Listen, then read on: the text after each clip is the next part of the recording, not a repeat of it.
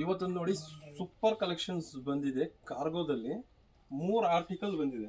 3 ಬೇರೆ ಬೇರೆ ಡಿಸೈನ್, ಬೇರೆ ಬೇರೆ ಪ್ಯಾಟರ್ನ್. ಇದೊಂದು ನೋಡಿ, ದಿಸ್ ಒನ್ ಪ್ರೀಮಿಯಂ ಕ್ವಾಲಿಟಿಯಲ್ಲಿ ವಿಥೌಟ್ ಟ್ರಿಪ್ ಸೈಡ್ ಪಾಕೆಟಲ್ಲಿ ಪ್ರೀಮಿಯಂ ಫುಲ್ ಸ್ಟ್ರೆಚಬಲ್.